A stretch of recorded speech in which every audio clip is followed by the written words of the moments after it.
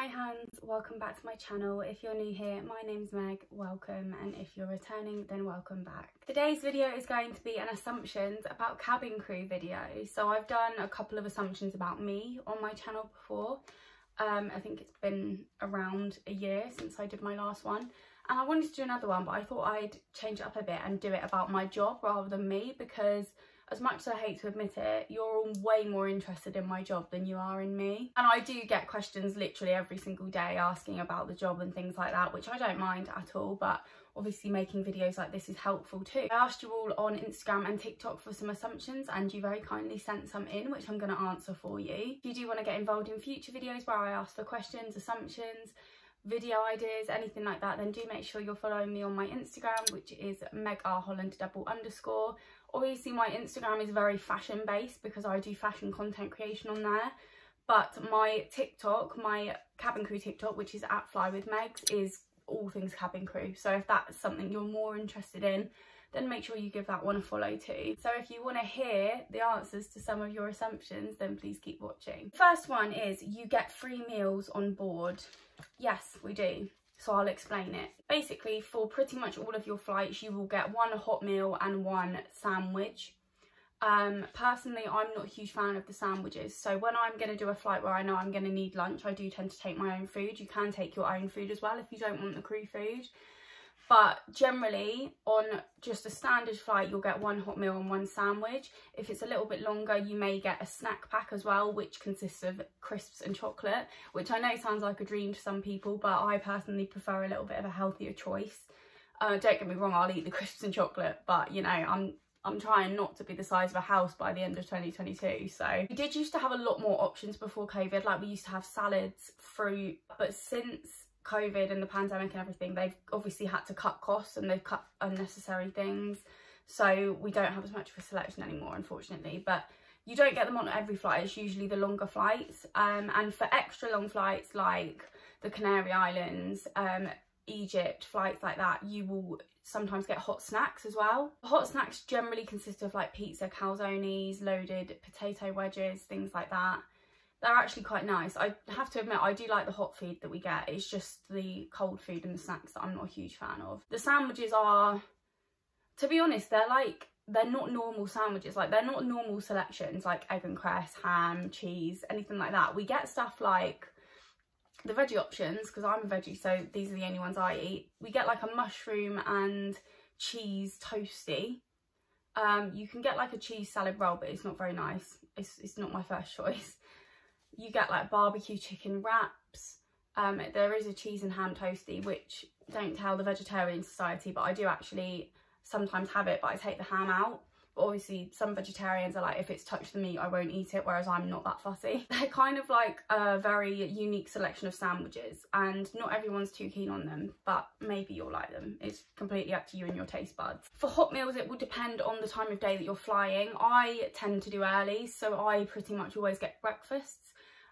They consist of full English, sausage, hash brown and beans, omelette, potato hash, spinach and tomatoes, which is the veggie option that I always have, porridge. You get like a plain one and a honey one. And then with every hot meal, you get what's called a layup. It's basically a box with your cutlery in it, and then it will always have 2 snacks in it that are catered to the meal that you're eating. So for example, for breakfast, we usually get a muffin and a flapjack in our breakfast layup. Lunches and dinners are pretty much the same thing. They are either like, they're curries, risottos, macaroni cheese is my favourite, hot pots, chicken dinners, like things like that. It's all just like general plain food, but it is actually quite tasty. I obviously haven't eaten the meat dishes, but the veggie ones are very good. And then in your lunch and dinner layups, you will usually get crackers and a spread of some sort, so Rivitas and salsa, or like just general crackers with like a cheese spread or something like that. It's not bad. A lot of people that have been there for years don't eat it anymore, but I don't mind the hot food. I do actually quite like it, but I do take my own lunch and snacks if I need it. It is a highly paid job. Do you know what? I'm going to be completely honest with you right now. I wouldn't say it's a highly paid job. If I'm comparing it to what a highly paid job is. You'll be hard pushed to find a cabin crew salary that's more than 20k a year. And I'm not saying that cabin crew salaries are 20k, I'm saying they're under that, but maybe some of them go up to that. Cabin manager salaries are better. You get paid a lot more as a cabin manager than you do as cabin crew. But no, I wouldn't say it's a highly paid job. It's not a low paid job. Like, there are worse jobs to have, and it's definitely a good wage. It's a survivable wage, but no, I wouldn't say it's in the high paid job bracket. The thing with cabin crew is most people don't do it for the money. They do it for the actual job itself. I know I do short haul, so I don't necessarily get as many layovers, but people that do long haul, for example, aren't doing the job for the money. They're doing it because they want to travel the world, and personally I think that's a pretty good benefit to have with a job. You don't get that with many jobs, do you? Like, the opportunity to travel the world for free. I will say, obviously I can't confirm this because I've never done long haul, but from what I've heard from people that have done long haul and now do short haul, the money is actually better in short haul than it is in long haul, because obviously you don't spend all your money down route. And I think the way that they pay short haul flights is just better in general. If you're someone that's got a family, got commitments, someone that wants to go home at the end of their shift, and you're doing it purely for money reasons, then short haul is definitely for you. Whereas if you're doing it more for the travel aspect of it and, you know, the experience of it, then I would definitely recommend long haul. Also, obviously I've only ever done this job in COVID times, so I've not had like a proper summer or like a whole month of flying. Like, I do get, don't get me wrong, I've had months where I've worked a lot, like December for example, I worked a lot, but when you think about how much airlines probably flew before the pandemic, I've never experienced that because I've only ever worked in the pandemic. So I can't tell you how much you would earn in like the busy summer months because I've never done it. But it does depend on the time of year. Your salary is going to be different every month. For example, in December I flew a lot and I did a night stop, which is an extra payment.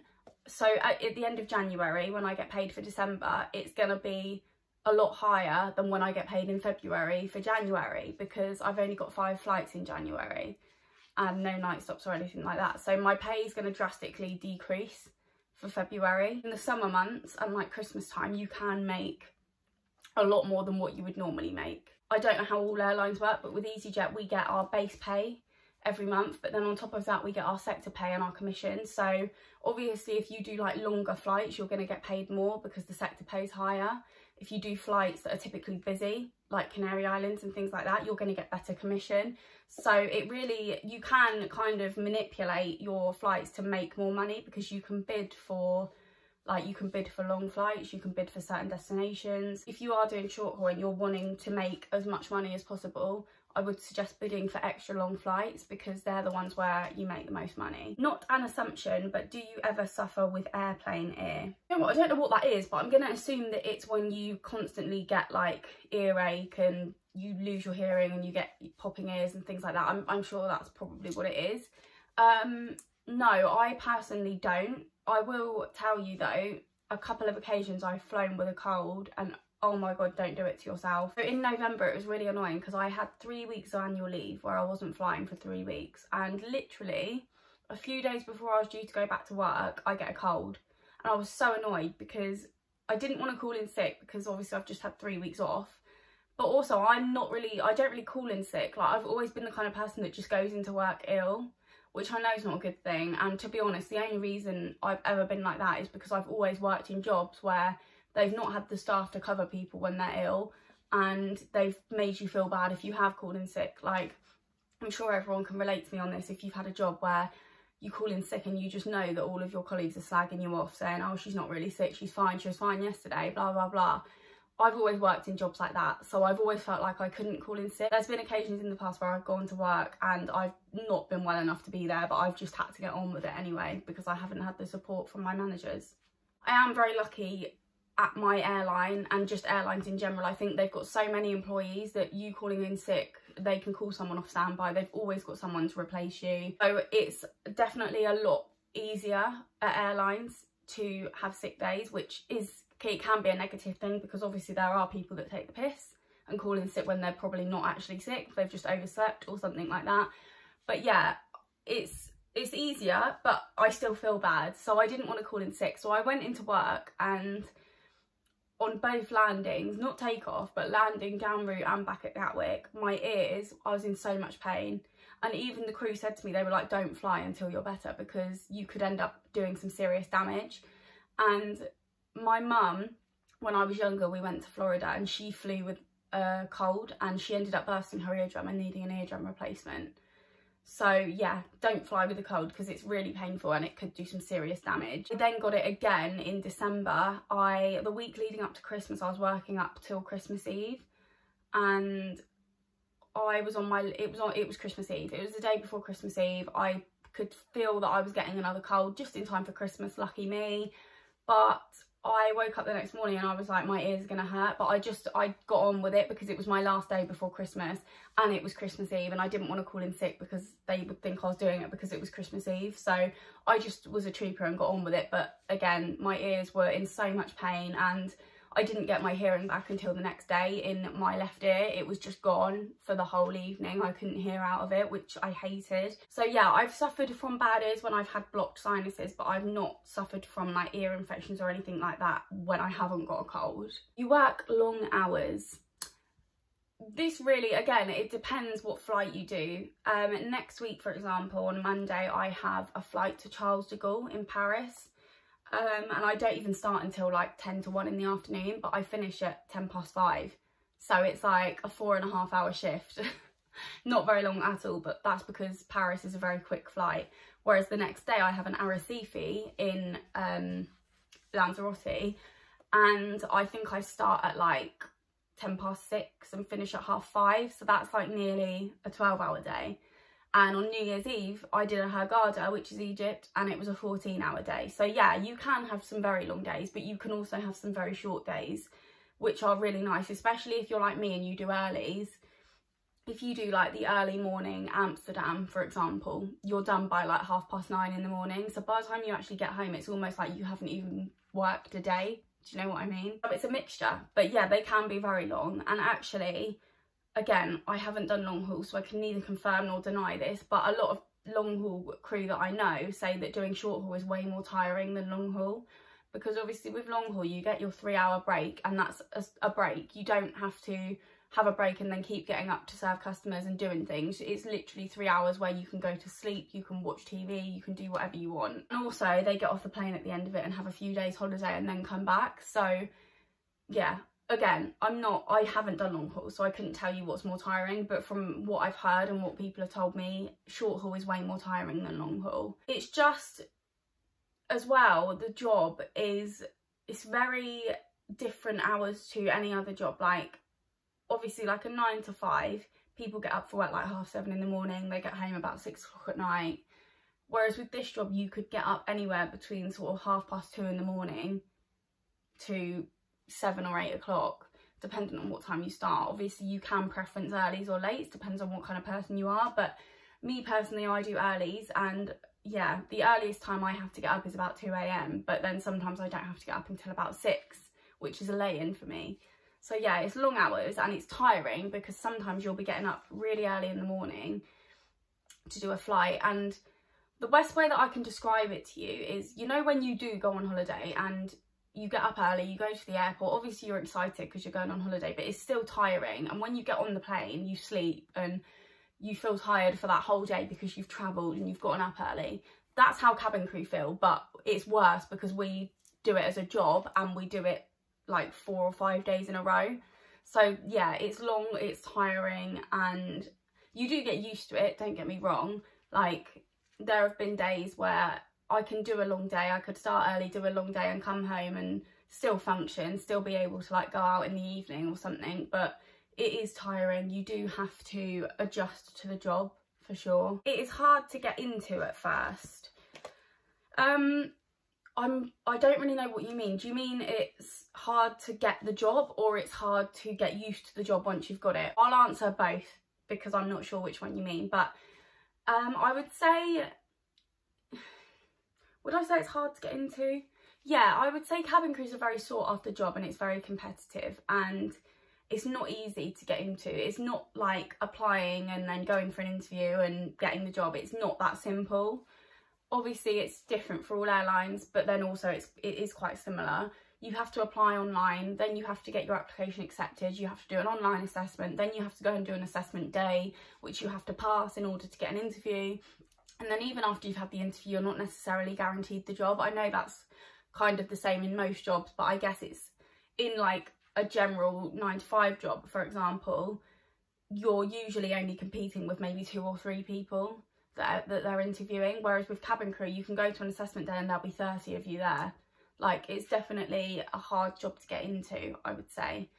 And then obviously after you get the job, it's a long process because you then have to go through your referencing. You have to get a criminal record check. They do it for you, but obviously you have to provide all of the information for that.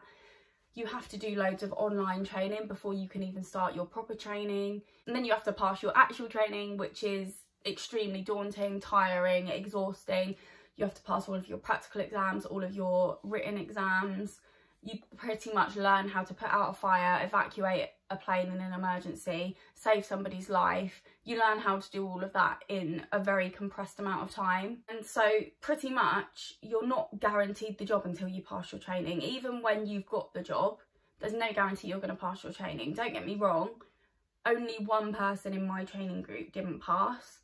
But still, there's always that chance, isn't there? Which is why I waited so long to announce that I was joining EasyJet. And even when I did announce it, I still feel like I announced it too early, because I did announce it before I'd passed my training. Whereas now, if I were to join another airline, I would wait until I'd passed my training to announce it. Because imagine announcing it and then failing your training and having to be like, oh yeah, by the way guys, you know that job I said I had? I don't have it anymore. Yeah, it's definitely not like any old job to get into. You have to work hard to get the job, especially in your training. If you're talking about when you get the job, is it hard to get into? It's like I said, it's definitely an adjustment. If you're like me, I was just so excited to do the job that I feel like I kind of missed the adjustment stage. But obviously I was in a different position to what most people would be in. I joined and literally a couple of weeks after I joined, we went into lockdown. So I kind of had a few months of furlough to like get over my training and get over the fact that I now started this new job. So I guess if you were to start the job in the summer months and not have a pandemic to get over it, it would probably be quite difficult to adjust to. And I do know of crew that have joined in the summer and ended up quitting by the end of the summer because they couldn't handle it. Now, I guess it depends how much you want the job, how willing you are to make those adjustments, because like I said, it's not like any other job. It does take getting used to. It does take a lot of hard work and motivation, especially when your alarm goes off in the morning and you don't want to get up. I think this one was a joke, but it's quite funny. I assume cabin crew talk about food 90% of the time. I mean, I talk about food 90% of the time. Yeah, it's funny with cabin crew because obviously you don't know the people you're going to work with. Obviously you occasionally will fly with someone you've flown with before, but generally you work with new people every day. I guess at like the smaller bases you fly with the same people more often, but at Gatwick definitely you fly with new people all the time, and you literally meet them and you do a shift with them that day, and by the end of the shift you feel like you've known each other for years. But obviously when you first start the day, you're getting to know your cabin crew. We talk about where we're from, how long we've been at EasyJet, if we got any pets, who do we live with, do we have a boyfriend or a girlfriend. Like literally you get to know someone in the galley while you're boarding your passengers and while you're waiting to do the service after takeoff. The negative side to it is you could make really good friends with someone and then never fly with them again. But the good side to it is that you do meet new people every single day, and also the passengers are new every day. I've come from a hospitality background, so I'm used to working with the same people every day, doing the same thing every day, seeing the same customers every day. And cabin crew, it's the complete opposite of that, and I like that because I do get bored of doing the same thing all the time. I do need excitement when it comes to a job, and you definitely get that with cabin crew. No day is the same. And finally, the last assumption that I've got, that I feel like quite a lot of people assume this, is you get free flights. I bloody wish. Do you think that there would be any cabin crew left to do the job if we got free flights? We'd just be on holiday all the time. So obviously when we do like layovers and things like that, that's technically, it's not a free flight because we're working the flight out there. or if we're being positioned somewhere, so we're flying as a passenger out to a different base to work from that base. Obviously we don't have to pay for that, but that's because we're technically on duty and we're going out there for work purposes. Do night stops and things like that, the hotels are paid for by the company and we get an allowance for the night as well, so technically that's free. But if we actually wanted to go on holiday, no, it's not free, we have to pay for it. But obviously we get a staff discount on flights and hotels, but unfortunately no, it's not free. I wish. So that is all of the assumptions that I have for today, guys. I really hope you enjoyed this video. If you did, please give it a big thumbs up and subscribe to my channel if you haven't already. By the time you watch this, my latest roster reveal will be up on my TikTok for February, so go and check that out if you want to know where I'm flying to in February. Thank you all so much for watching, and thank you to everyone that sent in assumptions, and I'll see you in my next video.